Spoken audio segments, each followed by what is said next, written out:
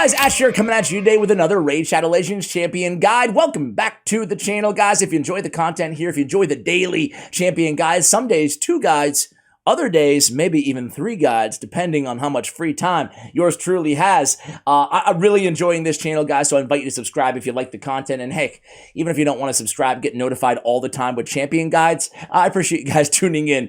Because I think I'd probably subscribe, putting myself in your shoes, the viewer. I think I might subscribe, but I'm not sure I would turn on notifications for a channel with just pumping out guides all the time. But I probably shouldn't be convincing you guys not to turn on the bell. That's an unorthodox approach. A little reverse psychology on you guys. Anyway, today we're going to take a look at Lorn the Cutter, who I want to say might be the first Ogre and Tries champion we've done here in a couple weeks on the channel at the time of this recording. He's a cool looking champion, guys. He's mean. He's nasty. He's a cutter. He's got a tattoo sleeve here. He's got the blades everywhere. He's got the grappling hook, I guess. He's got the decapitated head. I mean, I wonder if they have a Plarium artist who's just like the specialist at decapitated heads. Because I feel like there's a lot of them out there in this game, man. It looks like a high elf or a dark elf because of the ears. You think it's Kale, maybe? You think that's a decapitated Kale? I don't know. You guys can let me know if you can identify him there. So anyway, cool looking champion. He is a Magic Affinity, again, epic champion, Ogre and Tribes. On his A1, attack-based champion too. On his A1, a triple hitter, damage based on attack. Heals his champion with 15% of the damage inflicted. On the A2, Frightful Frenzy, 3-turn cooldown, attacks all enemies. We have a Leech, 100%, and a 100% heal reduction. 100% heal reduction is going to be great for Fire Knight, even Fire Knight hard, because he also has a triple hitter on his A1.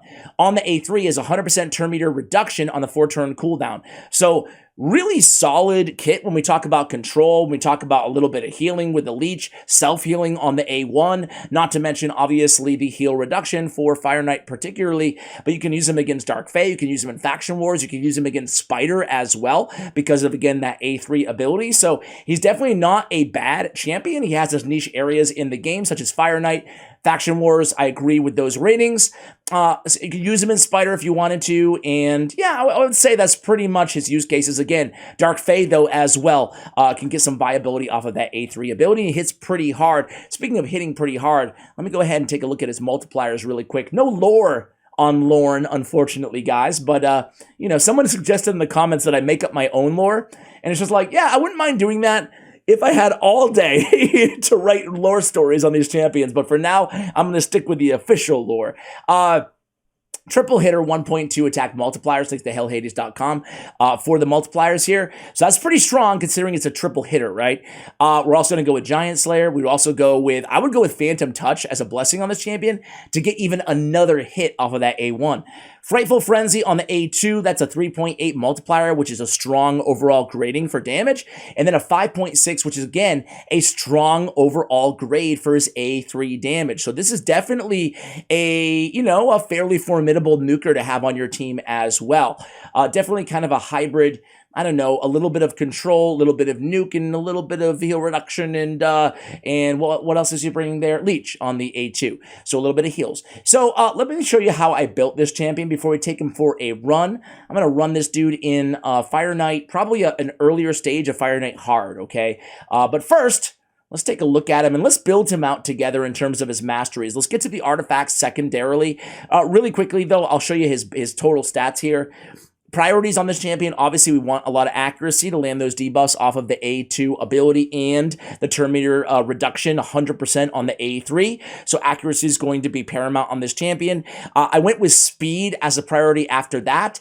And then you can see we're a little bit shy of 100% crit rate. We have some crit damage as well. I don't know if you guys ever do this, but I kind of, sometimes on champions, I don't think I'm going to be using a ton on my account, but maybe some niche roles. I'll just use the gear that I have, but I won't pay the extra silver to mule artifacts around. So that's how we have them built. For me, I go for 100% crit rate on every single damage dealer on my account, but if I have to kind of pick and choose, I definitely want 100% crit rate on anybody who I want doing damage in the arena. In PvE, I'm a little, depending on the champion, of course, depending on the use case, depending on the team, blah, blah, blah, I'm a little bit more apt to get away with a little bit less. Plus, we can pick up some more on Masteries, right? So anyway, we'll talk more about the stats and the artifacts in just a moment here. Let's pick out the Masteries on this champion. We just mentioned it. We do want to get that crit rate up, so let's go ahead and start with that. You're going to go Keen Strike to get crit damage, and I do want Life Drinker. Heals by 5% of the damage inflicted when attacking with 50% HP or less. This is a great ability, guys, because for damage dealers, because it's based on the damage inflicted. 5% doesn't stick out at you as like, wow, that's going to be a game changer. But oftentimes it is, because they're dealing a significant amount of damage. So don't sleep on Life Drinker Mastery. We're going to take Single out. We're going to come down here, probably go with Bring It Down. We're going to go with Methodical, and we're going to go Kill Streak, and we're going to come down to Giant Slayer. You probably already know by now, but we want to go Giant Slayer on all triple hitters on their A1. We're going to come down and grab some accuracy too, pinpoint accuracy. We're going to go Charge Focus. We're going to come down here, Swarm Smiter, get all the accuracy. What do we have him in? Triple Perception. For that reason, we're also going to grab Lore of Steel. I'm going to go with Evil Eye, turn meter on the first hit, and Master Hexters to extend the duration of the heal reduction and the leech on the A2 ability. So that's what I would go with for the Masteries. I'll push myself over if you guys want to take a look. Of course, as we always say here on the channel, pretty much every time, go with what makes sense to you and the way that you're going to be using any champion that you build. Don't just blindly copy Masteries, but I'm pretty, pretty happy with that build. On the artifacts here. So now we're up to 93. We're getting there now and over 200 on the crit damage. We already talked about the stat priorities. I love like a simple triple perception set on this champion because generally speaking, we want him, as fast as possible.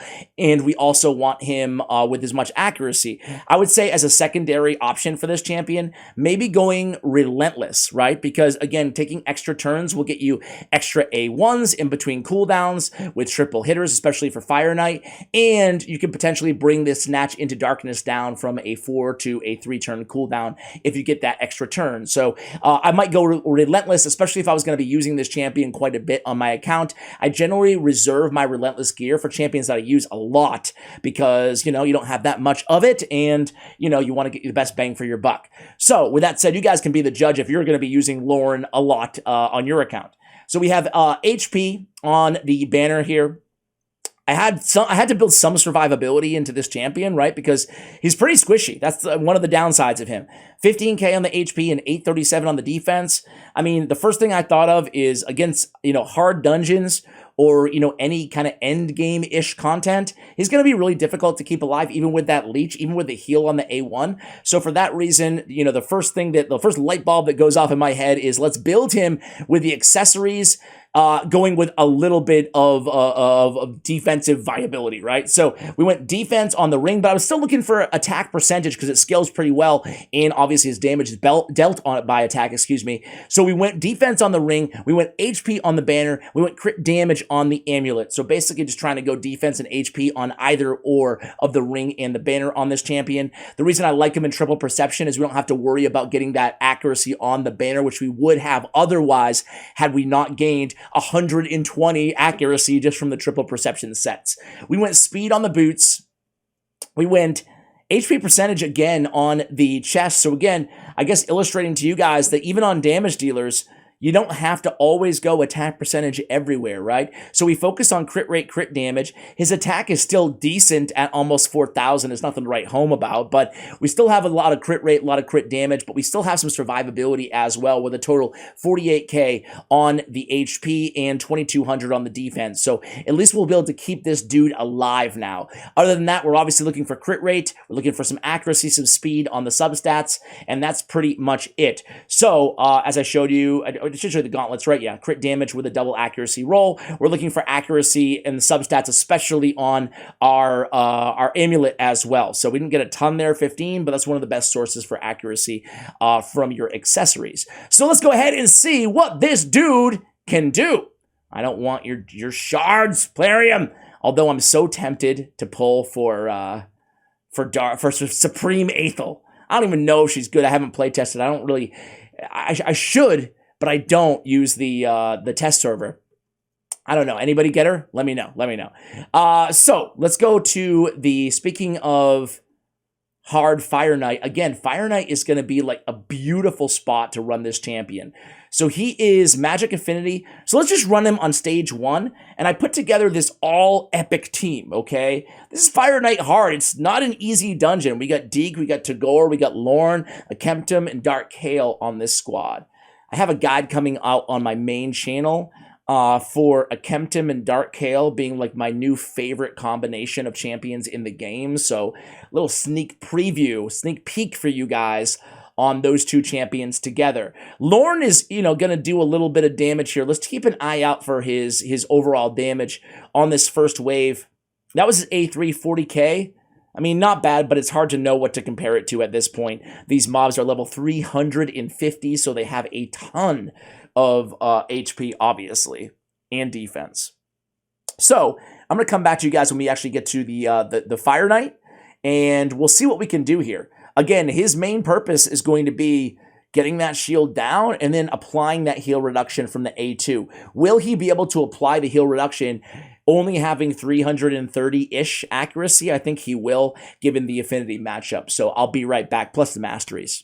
All right, guys, here we are at Corrupted Fyro. Sorry, a little bit late getting back to you guys, but things are looking good. We get that shield down, at least for about, 0.5 seconds, and then it's back up again. So let's see what we can do here. We really want to be hitting with the A1. I might have to take it off of auto, excuse me. I think we're going to take it off of auto. Okay, so shield is down. Cool thing about this team is we got Dark Kale on the squad. He's got a triple hitter on the A1. We get Deke. He's got a double hitter on the A1. Let's go ahead and get that extra turn. Come in, refresh the decreased defense. So my man Lorn, we're going to place the heal reduction on the A2 right now. There it goes. And then we are going to A1. Tagore has a 2-time hitter on the A1. But I have Phantom Touch on him, particularly for this dungeon. Let's just go A2 here. And A1, instant activation. You'd love to see it. And then that shield's going to come down. That's why we have a reviver on the team. Because say goodbye to Lorn and Akemtum, right? We're 1 turn away from the revive, so right now it's all about trying to stay alive here. We'll go A1, but we're not going to be able to get that shield down. At least I don't think we're going to. Let's see. All right. Man, this Fire Knight is so freaking hard. I mean, I can't be the only one, right? I mean, it is bonkers how difficult this Tainted Fire Knight is, in my opinion, at least. I think he needs, and I don't think I've ever called for a tune down. Even like when Bommel was OP, I was not out there being like, oh, they need to make him easier. But honestly, I kind of think they need to make this dude easier. So I'd rather go with I'd rather not use the A3, Snatch into Darkness, and I'd rather just keep pounding away with the A1, try to get those Giant Slayers, which we didn't get any of. But it would be more damage just going with the shutting off the A3 for this, for Fire Knight hard. So here we come back around. Oops. That was a total mistake on my part, but it's okay. Get that shield down here. It's really not okay, because we probably would have got the shield down a lot earlier, but, I'm so used to not just spamming A1s, in this game. But there's the last 2 hits, so we get that shield down. We do need our man Akemtum back up. Let's go ahead and go in there with the A2 to extend the duration first. And then we'll come in here with the heal reduction. Again, we need that heal reduction on. And we get Master Hexer proc too, extending it to 3 turns. So you'll love to see that. Let's go ahead and get that extra turn, come in here, and get that decreased defense on him. Let's go with the A2 here, get increased speed on all of our allies. And again, I'm just going to, on Dark Kale, now I'm going to come in with the A1, get some instant activations. Comes back around. Pretty heavy hit, but we stay alive. Lorn's doing pretty well. He only died once, so, guess that's pretty good. Only died once. All right, now we can revive everybody. I gotta say, guys, just, throwing it out there. This might be like my favorite all-epic team of all time. I don't know about Lorn in the squad. because in this particular team against Fire Knight, I think he's great. He's actually instrumental. It's not like he's a champion that I could easily sub out because of the heal reduction. It would take me so much longer, and I might just fail.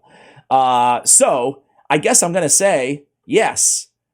I could have just probably A1'd there and finished the battle, but I want to play safe rather than sorry. Extend duration on Kale's A2 instead.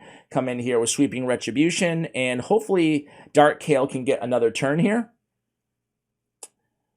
And, well, Kentum can finish the job, maybe. He gets an extra turn. Fantastic. There we go. All right, guys. So the team, the All Epics, takes down Fire Knight hard. I gotta say, I'm kind of proud of the team.